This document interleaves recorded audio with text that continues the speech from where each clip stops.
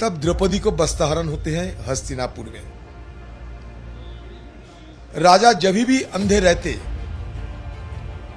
द्रौपदियों को वस्त्रहरण होना तय होते हैं। जैसे कि हस्तिनापुर में हुई थी, आज मणिपुर में हो रहे हैं। इसका मतलब मैं किसी व्यक्तिगत रूप से हमारे देश के प्रधानमंत्री की अपमान करने के लिए नहीं किया, मैं उदाहरण नजीर की तौर पे, जैसे कि हम लोग कहते हैं कि मणिपुर में आग लगे हैं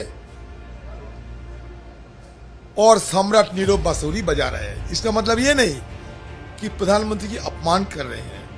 एक नजीर की तरह, एक उदाहरण की तरह, एक मेटाफोरिकली ये कही जाता।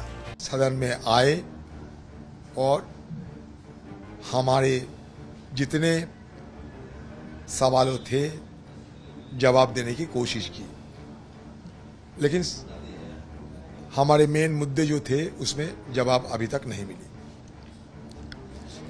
सदन के अंदर प्रधानमंत्री जी को अविश्वास प्रस्ताव की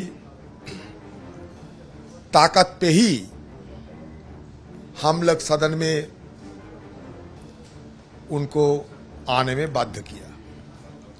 तो ये बात मैंने उठाया था वहां, जे प्रधानमंत्री जी अविश्वास प्रस्ताव के तहत आपको सदन में हमें लाने पड़ी, ये ठीक नहीं लगा मेरे को।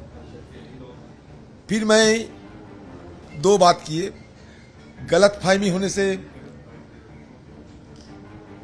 मैं क्या कर सकते हैं, मेरे बात को अगर सही ढंग से ना सुना जाए और उनकी व्याख्या ठीक ढंग से ना किया जाए तो इसमें मेरा कोई कसूर, कोई दोष नहीं हो सकता। मैंने दो बातें कही। एक तो कहा कि राजा जब अंधा होते हैं, मान लीजिए अंधे धृतराष्ट्र,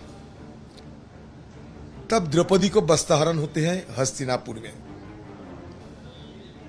राजा जब भी अंधे रहते, द्रौपदियों को वस्त्रहरण होना तय होते हैं। जैसे कि हस्तिनापुर में हुई थी, आज मणिपुर में हो रहे हैं।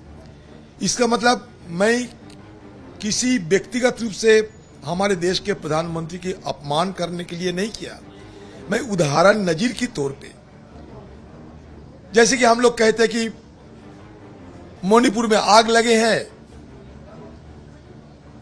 और सम्राट नीरव बांसुरी बजा रहे हैं, इसका मतलब ये नहीं कि प्रधानमंत्री की अपमान कर रहे हैं।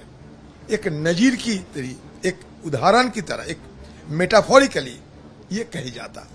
यही हमारा भाषा की एक तरीका है। दूसरी बात मैंने ये कहा कि मोदी जी आसमान में चांद और नीचे कान्हा फॉरेस्ट की चीता बाघ, हर चीज में आप बोलते रहते।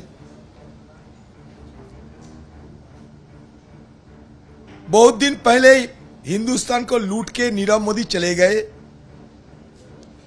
देश की बाहर, देश की खजाना लूट के मजे से जिंदगी गुजर रहे हैं। आज मुझे लगता है कि नए सिरे से आपके अंदर और एक नीरव मोदी पैदा हो चुके हैं। मतलब क्या? मतलब मणिपुर के मुद्दे पे आप नीरव बैठे हैं, चुप्पी साधे हुए हैं, मिस्टर साइलेंट बन गए हैं। इसका मतलब ये नहीं मोदी जी को मैं अपमान करने की कोई मेरा मकसद नहीं। फिर मैं कहता हूं, नीरव मतलब होता है साइलेंट। आप शुद्ध हिंदी देख लो, मैं उतना हिंदी नहीं जानते, फिर भी मुझे मालूम है कि नीरव मतलब क्या होते हैं। आप देख सकते हैं आपका डिक्शनरी खोल के।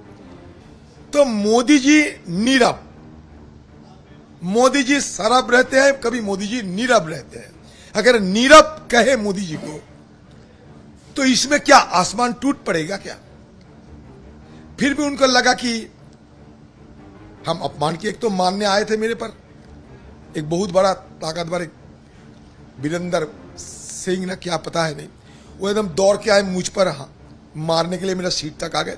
मैंने कुछ नहीं कहा, कोई शिकायत भी दर्ज नहीं की। तो सदन के अंदर भी मैंने कहा था कि भाई आप लोग की बहुमत की बाहुबली करते आ रहे हो। रोजाना घंटों भर जवाहरलाल नेहरू से लेकर इंदिरा गांधी, राजीव गांधी, सोनिया गांधी, राहुल गांधी, रिकॉर्ड निकालिए कितने गालियां दिया जाते हैं हमारे पूर्वजों सारे लोगों को, कितने गालियां दिया जाते हैं आप खुद देख लिया करो रिकॉर्ड पे। और मैंने जो कहा वो भी आप रिकॉर्ड पे निकाल के देख लो। अगर आपको लगे कि मैं कोई गलत शब्द इस्तेमाल किए हैं तो जरूर मैं ये कहूंगा कि मैं गलत हूं, लेकिन मेरी कहने की मतलब किसी का अपमान करना नहीं। क्योंकि आज जब सदन के अंदर मैंने ये बात रखी कि मोदी जी एक बार क्यों 100 बार प्रधानमंत्री बने, इस पे हमें कोई आपत्ति नहीं, तो सदन की जो सत्ता पक्ष वो भी थपथपाया अपना टेबल। लेकिन जब मैंने कहा कि मोदी जी नीरव क्यों है, लगता है नीरव मोदी आ गए, तो मोदी जी को लगा उनका अपमान हो रहा है। मोदी जी को नहीं लगा, उनकी दरबारियों को लगा। तो बस उन्होंने ला दिया मेरे खिलाफ एक क्या प्रस्ताव, मुझे जानकारी नहीं है, मैं इतना कानून विशेषज्ञ नहीं है सदन के अंदर की, लेकिन पता चला कि कोई प्रिविलेज कमेटी को सौंपा गए हैं, तब तक मेरा सस्पेंशन है। ठीक है, जो सजा मिलता है मान के चलेंगे। अगर हमें कोई अन्याय किया हो तो मैं बड़ी दावे के साथ कह सकते हैं, सारे हिंदुस्तान के सब लोग अब देख लिया करो मैं क्या कहा, मेरा एटीट्यूड, मेरा